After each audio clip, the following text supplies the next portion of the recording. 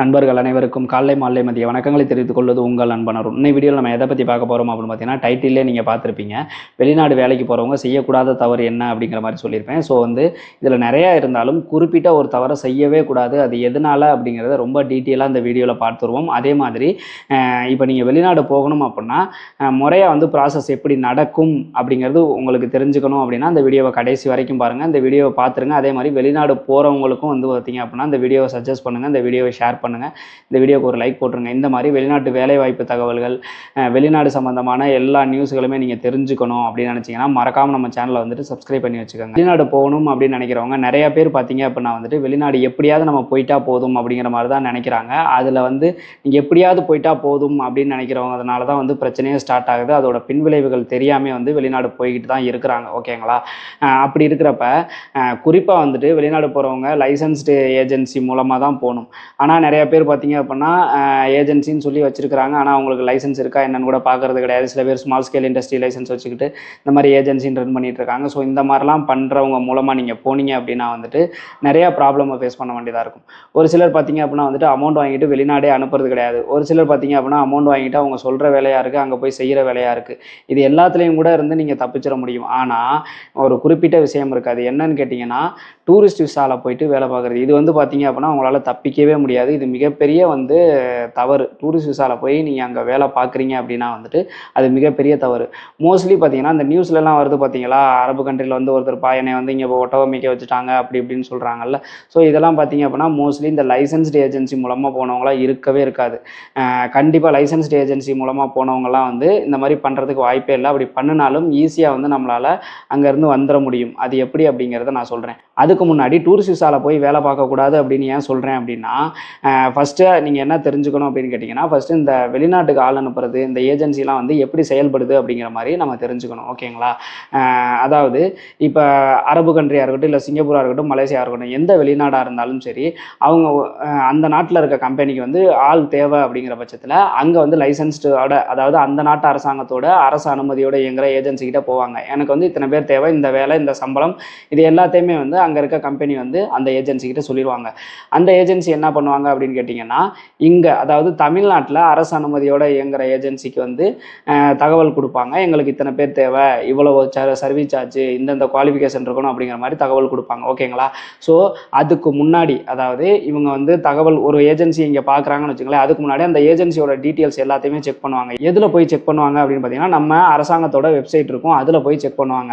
அதில் போய் செக் பண்ணாலே பார்த்தீங்கன்னா அதில் மொத்த டீட்டெயில்ஸுமே வந்துடும். என்னன்னா இந்த ஏஜென்சியில் எத்தனை பேர் போயிருக்காங்க, எல்லாருமே நல்லா கரெக்டாக இருக்காங்களா, இந்த ஏஜென்சி மேலே ஏதாவது கம்ப்ளைண்ட் இருக்கா அப்படிங்கிறது வந்துடும்.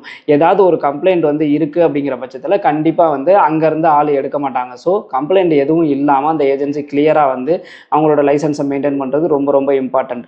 ஓகேங்களா? ஸோ இப்படி இருக்கிறப்ப அங்கேருந்து ஆர்டர்ஸ் கொடுப்பாங்க. அதுக்கப்புறமேட்டு இங்கே நம்ம தமிழ்நாட்டில் இருக்க பார்த்தீங்களா ஏஜென்சி, இன்டர்வியூ அரேஞ்ச் பண்ணி ஆள் அனுப்புறதுக்கு எல்லாமே ரெடி பண்ணி ஆள் அனுப்பிவிடுவாங்க. இந்த மாதிரி லைசன்ஸ்டு ஏஜென்சி மூலமாக போகிற ஒவ்வொருத்தரோட டீட்டெயில்ஸுமே கண்டிப்பாக அரசாங்கத்துக்கு கொடுத்தே ஆகணும். அதாவது அவர் எந்த கம்பெனிக்கு போயிருக்காரு, அங்கே எங்கே தங்கியிருக்கிறாரு, என்ன வேலை பார்க்குறாரு, என்ன சம்பளம் எடுக்கிறாருன்ற மொத்த டீட்டெயில்ஸ், அவரோட விசா டேட்டு எப்போ முடியுது, எல்லா டீட்டெயில்ஸையுமே அரசாங்கத்துக்கு கொடுத்து ஆகணும். ஓகேங்களா? அப்படி கொடுத்து தான் வேலைக்கு ஆள் அனுப்புவாங்க. இதே இது நீங்கள் டூரிஸ்ட் விசாவில் போகிறீங்க அப்படின்னா இது எதுவுமே நடக்காது. நீங்கள் டூரிஸ்ட் விசாவில் சுற்றுலா பயணியாக தான் போகிறீங்க அப்படின்னு சொல்லி தான் நீங்கள் விசா எடுக்கிறீங்க, அது மாதிரி தான் போவீங்க. அப்படிங்கிறப்ப நீங்கள் சுற்றுலாவாக இந்த நாட்டுக்கு போயிருக்கீங்க அப்படிங்கிறது மட்டும்தான் அரசாங்கத்துக்கு தெரியுமே ஒழிய, எப்போ நீங்கள் இங்கேருந்து இமிக்ரேஷன் கிளியர் பண்ணி போனீங்கன்ற அந்த டேட் தெரியுமே ஒழிய, நீங்கள் எங்கே போயிருக்கிறீங்க, எங்கே இருக்கீங்க, அங்கே உங்களுக்கு என்ன நடந்துச்சு அப்படின்ற எந்த டீட்டெயில்ஸுமே இவங்களுக்கு தெரியாது. ஓகேங்களா? சுற்றுலானா டூரிஸ்ட் விசா எத்தனை நாள், ரிட்டன் எவ்வளோ நாளில் வருவீங்க அப்படின்ற எல்லா டீட்டெயில்ஸுமே கேட்டு தான் உங்களுக்கு அனுப்புவாங்க. மற்றபடி அங்கே எங்கே தங்க போகிறீங்கன்னு கூட கேட்பாங்க. ஆனால் நீங்கள் போய் சொல்லிட்டு தான் போகிறீங்க. அங்கே போய் நீங்கள் சொன்ன இடத்துல தங்க போகிறது கூட கிடையாது. நீங்கள் அங்கே போய் வேலைக்கு போகிறீங்க, டூரிஸ்ட் விசாவில் போய் வேலை பார்க்குறீங்க, அது சட்டப்படி குற்றம். அதை தான் நீங்கள் பண்ணுறீங்க. அப்படிங்கிற பட்சத்தில் நீங்கள் எங்கே இருக்கீங்க, எந்த டீட்டெயில்ஸுமே தெரியாது. அங்கே உங்களை அங்கே உங்களுக்கு ஏதாவது நடந்தால் கூட இங்கே எப்படின்னா தெரியறதுக்கான வாய்ப்புகள் கிடையாது. ஏன்னா நீங்கள் எந்த கம்பெனிக்கு போனீங்கன்னு தெரியாது, அரசாங்கத்தில் ரிஜிஸ்டர் ஆயிருக்காது, இது மாதிரி எதுவுமே ரிஜிஸ்டர் ஆயிருக்காதுன்ற பட்சத்தில் நீங்கள் அங்கே எங்கே இருக்கீங்க அப்படிங்கிறத கூட இங்கே யாராலையும் கண்டுபிடிக்கவே முடியாது. இந்த மாதிரி டூரிஸ்ட் விசாவில் போய் வேலை பார்க்குறவங்களுக்கு இதுதான் நிலைமை. ஓகேங்களா? இது எவ்வளோ பெரிய ரிஸ்க்குன்றதை தெரியாமையே நிறையா பேர் டூரிஸ்ட் விசாவில் வேலைக்கு போயிட்டு போயிட்டுருக்காங்க. நம்ம டெலகிராமில் கூட நிறைய பேர் கேட்குறாங்க, ஆனால் டூரிஸ்ட் விசாவில் வந்து போய் அங்கே வேலை பார்க்குற மாதிரி வந்து சொல்கிறாங்க, இதுக்கு போகலாமா அப்படிங்கிற மாதிரி நிறையா பேர் கேட்குறாங்க. ஆனால் இதில் எவ்வளோ பெரிய ரிஸ்க் இருக்குதுன்னு பார்த்துங்க. நம்ம அரசாங்கத்துக்கே நீங்கள் எங்கே இருக்கீங்கன்னு தெரியலை அப்படிங்கிற பட்சத்தில் உங்களுக்கு என்ன வேணாலும் அங்கே நடக்கலாம். அப்படி என்ன நடந்தாலுமே வந்துட்டு அதுக்கு அரசாங்கம் பொறுப்பேற்காது. உங்களை திருப்பி அங்கேருந்து மீட்டு கொண்டு வரதும் சிரமமாக இருக்கும். எல்லாமே பெரிய பிரச்சனை ஆயிரும். ஸோ அதனால் நீங்கள் வந்து வெளிநாடு போகிறீங்க அப்படிங்கிற பட்சத்தில் முறையாக லைசன்ஸ்டு ஏஜென்சி மூலமாக போனீங்கன்னா மட்டும்தான் நீங்கள் எங்கே போகிறீங்க, எந்த வேலைக்கு போகிறீங்க, எந்த கம்பெனிக்கு போகிறீங்க, எல்லா டீட்டெயில்ஸுமே தெரியும். அதே மாதிரி இந்த மாதிரி லைசன்ஸ்டு ஏஜென்சி மூலமாக போனீங்க அப்படி போய் இந்த மாதிரி ஏதாவது ப்ராப்ளம் ஆகுது அப்படிங்கிற பட்சத்தில் இமீடியட்டாக வந்து நம்ம கம்ப்ளைண்ட் ரைஸ் பண்ணலாம். கம்ப்ளைண்ட் ரைஸ் பண்ணோம் அப்படின்னா இந்த ஏஜென்சி மூலமாக போயிருக்காங்கன்னு சொன்னாவே போதும், ஆட்டோமேட்டிக்காக அவங்க மொத்த விவரத்தையுமே எடுத்துருவாங்க. ஏன்னா அரசாங்கத்துக்கிட்ட இருக்கும், இவர் இந்த கம்பெனிக்கு தான் போயிருக்காரு, இங்கே தான் தங்கியிருக்காரு அப்படிங்கிற எல்லாமே தெரிஞ்சிடும். உடனே வந்து நம்ம கவர்மெண்ட் வந்து ஆக்ஷன் எடுத்து உங்களை வந்து ஈஸியாக வந்து ரிட்டர்ன் வந்து இந்தியாவுக்கு வந்து கூட்டிகிட்டு வந்துடும். ஓகேங்களா? ஸோ இது வந்து மிகப்பெரிய ஒரு விஷயம். அதனால் யாருமே லைசன்ஸ்டு இல்லாத ஏஜென்சி மூலமாக போகாதீங்க. அப்போ அதுலேயுமே பார்த்தீங்க அப்படின்னா நிறைய பேர் லைசன்ஸ் இருக்குது அப்படிங்கிற மாதிரி சொல்கிறாங்க. ஆனால் அது வந்து பார்த்தீங்க அப்படின்னா வெளிநாட்டுக்கு ஆள் அனுப்புறதுக்கான லைசன்ஸா அப்படிங்கிறது தெளிவாக வந்து தெரிஞ்சுங்க. அதாவது 1000+ லைசன்ஸா 100+ லைசன்ஸா என்ன லைசன்ஸ் வச்சுருக்காங்க அப்படிங்கிறத தெரிஞ்சுக்கிட்டு அதுக்கப்புறமேட்டு மூவ் பண்ணுங்கள். ஒரு சில பேர் என்ன பண்ணுறாங்க அப்படின்னா சும்மா ஸ்மால் ஸ்கேல் இண்டஸ்ட்ரி லைசன்ஸ் ஏதாவது ஒரு லைசன்ஸ் எடுத்துக்கிட்டு அதை வந்துட்டு ஆமாம் நாங்கள் லைசன்ஸோடு தான் செயல்படுறோம் அப்படிங்கிற மாதிரி சொல்கிறாங்க. அவங்க மூலமாகவும் போகக்கூடாது. அதே மாதிரி பார்த்தீங்க அப்படின்னா லைசன்ஸ் வந்து ஒரு சில பேர் வந்து 1000+ இல்லை 100+ லைசன்ஸ் எடுத்திருக்காங்க.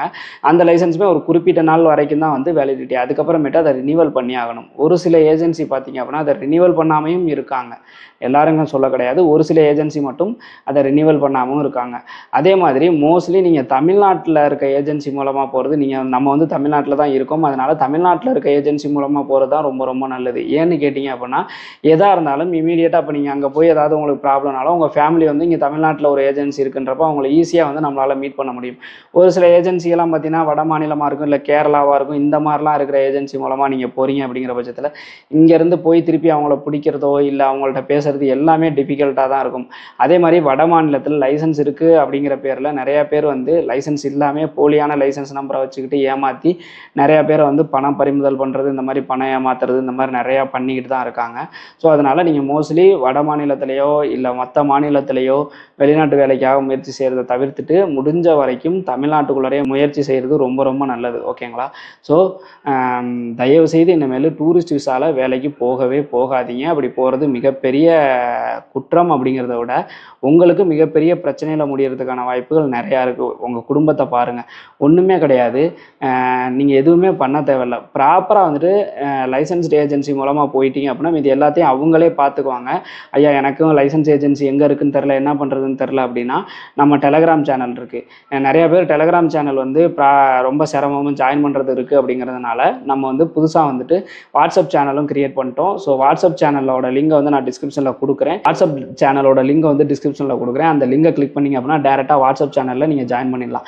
இந்த வாட்ஸ்அப் சேனலில் நீங்கள் எதுக்காக ஜாயின் பண்ணணும் அப்படின்னு கேட்டிங்கன்னா நம்ம தமிழ்நாட்டில் இருக்க 1000+ லைசன்ஸ்டு ஏஜென்சி 100+ லைசன்ஸ் ஏஜென்சி எல்லாமே வந்து பார்த்தீங்க அப்படின்னா வந்து அவங்க போடுற ஆர்டர்ஸ் எல்லாத்தையும் ஒரே இடத்துல நம்ம கொடுக்குறோம். ஸோ நீங்கள் வந்து அதை கிளிக் பண்ணி அந்த என்ன ஜாப் வேகன்சி என்ன குவாலிஃபிகேஷன் இருக்கணும் எல்லாமே தெளிவாக பார்த்துக்கிட்டு நீங்கள் டேரெக்டாக மூவ் பண்ணலாம். ஒரு உதாரணத்துக்கு சொல்லணும் அப்படின்னா நம்ம ரீசெண்டாக வந்துட்டு அதிரா என்டர்பிரைசஸை பற்றி ஒரு வீடியோ போட்டிருந்தோம். அது மூலமாக நம்ம சேனலில் வந்து பார்த்துட்டு ஒருத்தர் போயிட்டு இ-பாஸுக்கு வந்து பார்த்தீங்க அப்படின்னா கிட்டத்தட்ட நம்ம இ-பாஸுக்கு நீங்கள் எவ்வளோ பணம் கட்டி வந்திருந்தீங்க அப்படின்னு சொல்லிட்டு ஒரு வீடியோ போட்டிருந்தோம். அது யாருமே அதில் வந்து 5 லட்சத்துக்கு கம்மியாக அமௌண்ட் கட்டின மாதிரி கமெண்ட் பண்ணவே இல்லை.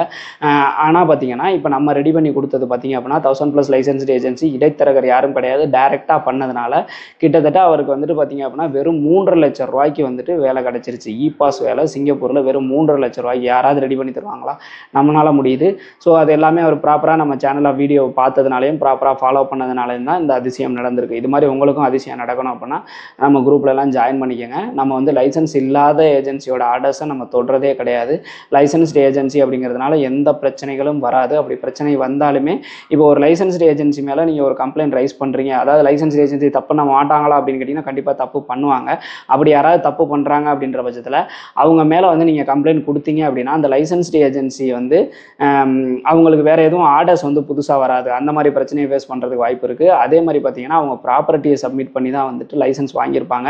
அப்படின்றப்போ உங்கள் பணத்தை அரசாங்கமே கொடுக்கறதுக்கான வாய்ப்புகள் நிறையா இருக்குது. ஓகேங்களா? ஸோ இதுக்கெல்லாம் பயந்துக்கிட்டு லைசன்ஸ்டு ஏஜென்சி மோஸ்ட்லி தப்பு பண்ண மாட்டாங்க. அதனால தான் வந்துட்டு லைசன்ஸ்டு ஏஜென்சிகிட்ட போங்க அப்படிங்கிற மாதிரி நான் அடிக்கடி வந்து நான் வலியுறுத்துறது. ஓகேங்களா? ஸோ இப்போ உங்களுக்கு ஒரு தெளிவான ஐடியா கிடச்சிருக்கும்னு நினைக்கிறேன். இந்த வீடியோ பார்த்துட்டு இதுக்கு மேலே வந்து யாரும் வந்து டூரிஸ்ட் விசாவில் போக மாட்டீங்க அப்படின்னு நான் நம்புகிறேன். இந்த மாதிரி தெளிவான டீட்டெயிலான இன்ஃபர்மேஷன்லாம் தெரிஞ்சுக்கணும்னு நினச்சின்னா மறக்காம நம்ம சேனலை சப்ஸ்கிரைப் பண்ணி வச்சுக்கோங்க. கடைசி வரைக்கும் இந்த வீடியோவை பார்த்துருக்கீங்க அப்படின்னா, ஆமாம் நான் பார்த்தேன்னு சொன்னீங்க அப்படின்னா எனக்கு ஒரு சந்தோஷம். அப்படி இந்த வீடியோக்கு ஒரு லைக்கை போட்டுருங்க. அடுத்தது இது மாதிரி ஒரு யூஸ்ஃபுல்லான இன்ஃபர்மேஷனோட அடுத்த வீடியோவில் சந்திக்கும் வரை உங்களிடமிருந்து விடைபெறுவது உங்கள் அன்பன் அருண். பாய்.